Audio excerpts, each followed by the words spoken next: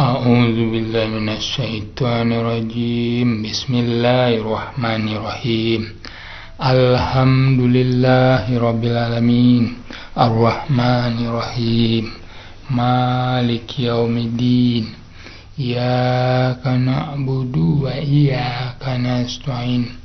Ihdinas siratal mustaqim. Siratal ladzina an'amta 'alaihim ghairil maghdubi 'alaihim waladdallin. Amin.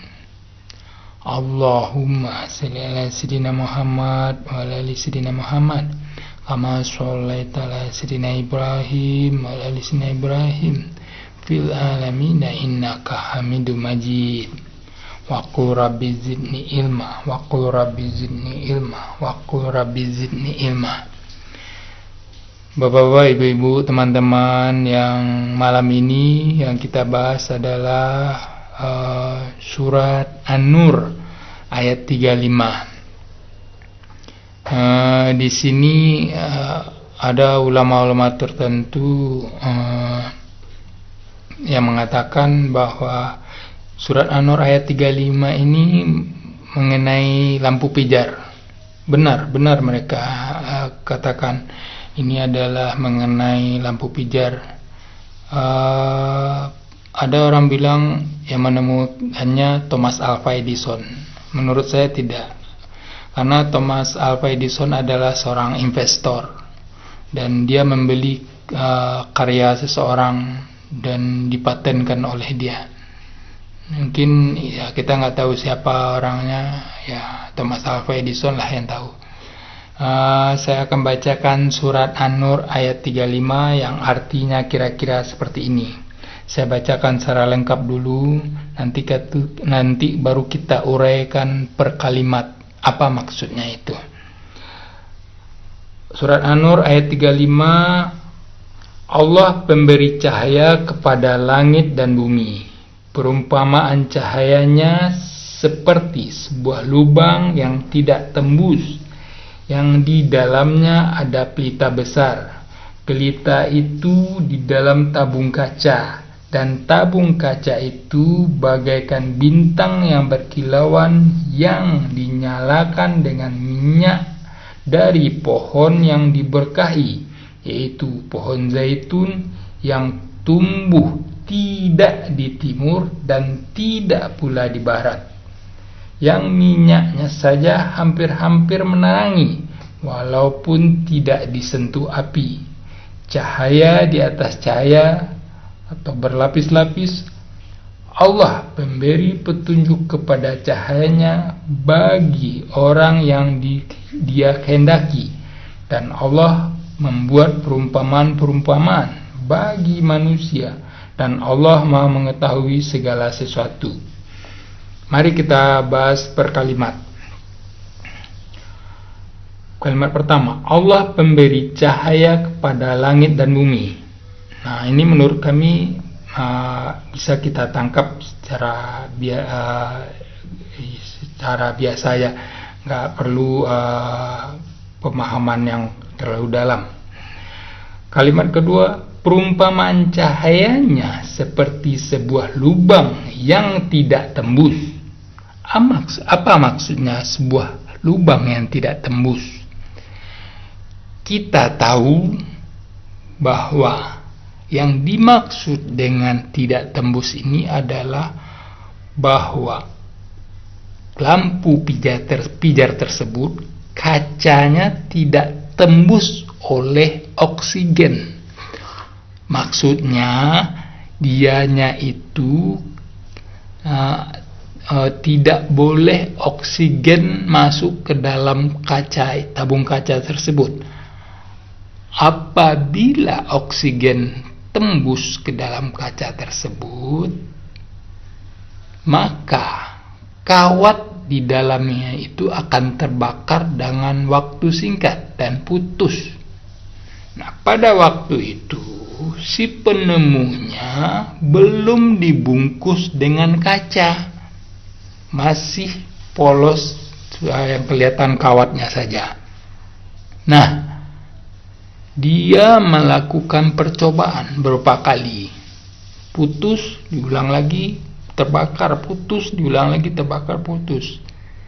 Nah, disitulah Allah baru bermain. Allah kasih ide kepada si penemunya, harus hampa udara. Makanya dibungkuslah dengan kaca. Apabila sesuatu di ruangan hampa udara, apabila kita hidupkan sebuah api itu kalau hidup dia butuh oksigen.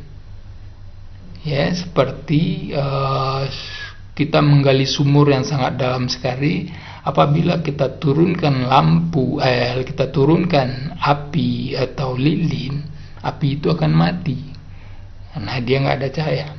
Nah, khusus di sini energinya itu dialirkan lewat kabel menuju kawat tersebut. Nah, apabila dia supaya tahan lama kawat tersebut, ruangannya harus hampa. Makanya di sini Allah membuat kalimatnya perumpamaan cahayanya seperti sebuah lubang yang tidak tembus. Maksudnya itu dianya itu hampa udara. Oke, berikut kalimat berikutnya yang di dalamnya ada pelita besar. Nah, ya kan, ada pelita besar di dalamnya. Sambungan dari kalimat yang di atas tadi. Nah, kalimat berikutnya, pelita itu di dalam tabung kaca. Nah, kita udah bisa merasakan kan? Dan tabung kaca itu bagaikan bintang yang berkilauan. Karena ada cahaya tadi, karena ada aliran energi tadi yang dinyalakan dengan minyak dari pohon yang diberkahi, yaitu pohon zaitun yang tumbuh tidak di timur dan tidak pula di barat, yang minyaknya saja hampir-hampir menerangi walaupun tidak disentuh api. Di sini kami menekankan bahwa pohon zaitun tidak tumbuh di barat dan tidak tumbuh di timur. Yang namanya sebuah bidang tanah ada timur dan baratnya.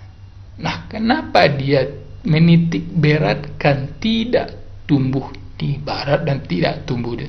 Maksudnya dia itu tanpa minyak, tanpa bahan bakar minyak.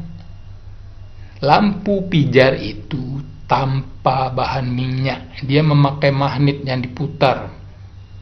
Ya, ingat kan kita waktu di sekolah dasar dulu kita menaiki sepeda yang ada magnetnya. Apabila kepala magnet itu kita sentuhkan ke ban, dan kepala magnet itu berputar dan menghasilkan energi cahaya.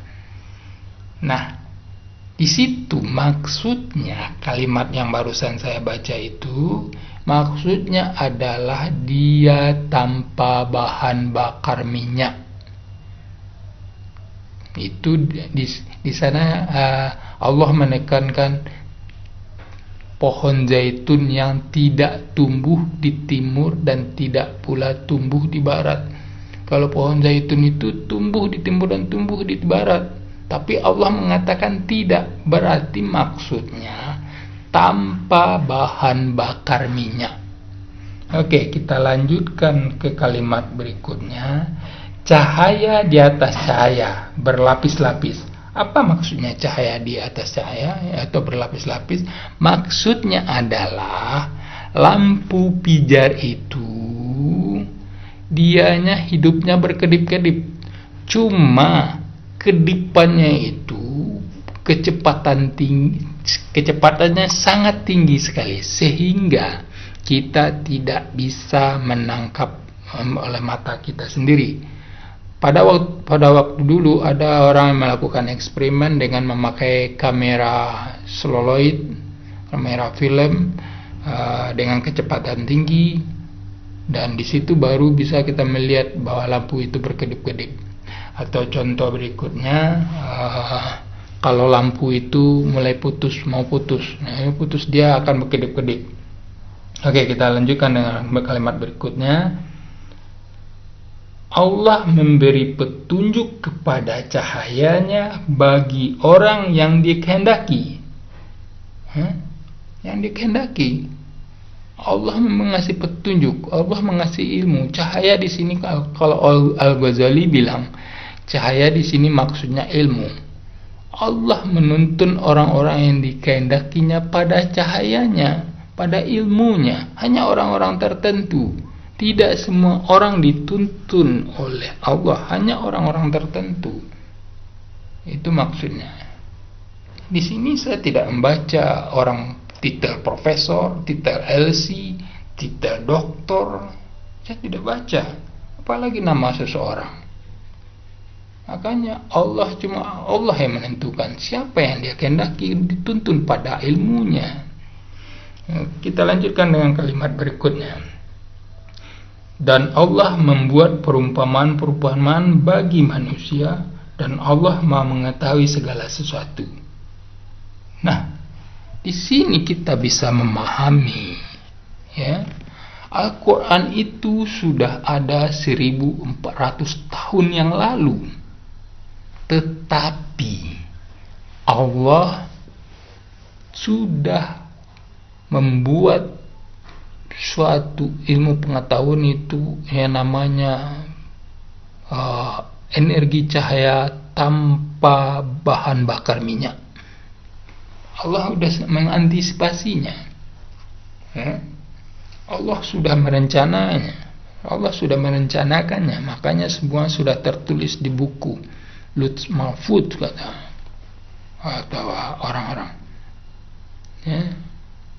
Dan semuanya sudah rencana. Bayangin aja, ada 1400 tahun yang lalu Allah buat ilmu pengetahuan itu baru dibuat sekarang, 1400 tahun sekarang. Berarti Allah pun sudah tahu saat sekarang Allah sudah tahu siapa yang berada di sorga dan siapa yang berada di neraka. Makanya Al-Quran itu katakanlah Al-Quran itu sudah menyatakan dan mengatakan semuanya. Nah, nanti pada saat nanti manusia itu akan dipertanyakan, kan sudah datang Nabi kepadamu, kan sudah ada aturan-aturan Allah.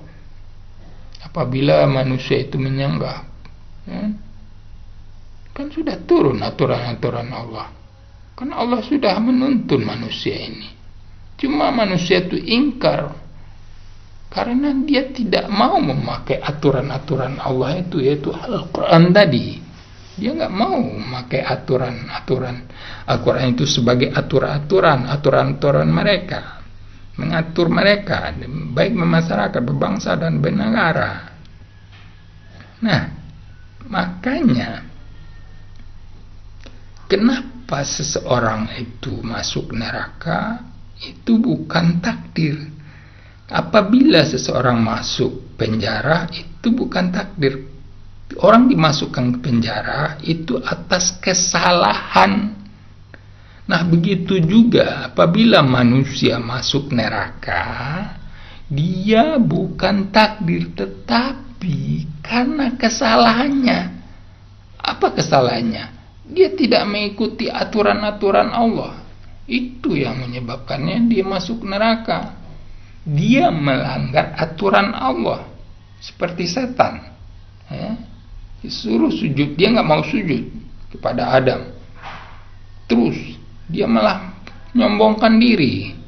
Wah, dia terbuat dari api, Adam dari tanah. Di situ saja kita sudah bisa melihat, apabila kita tidak patuh kepada Allah atau kita ingkar kepada Allah, kita akan di neraka. Karena yang menciptakan kita itu Allah. Ya Bapak, Ibu-ibu, teman-teman, kalau benar datang dari sisi Allah, kalau salah dari saya sendiri. Mari kita tutup dengan kafaratul majelis. Subhanaka Allahumma wa bihamdika ashhadu an la ilaha illa anta astaghfiruka wa atubu ilaik. Assalamualaikum warahmatullahi wabarakatuh.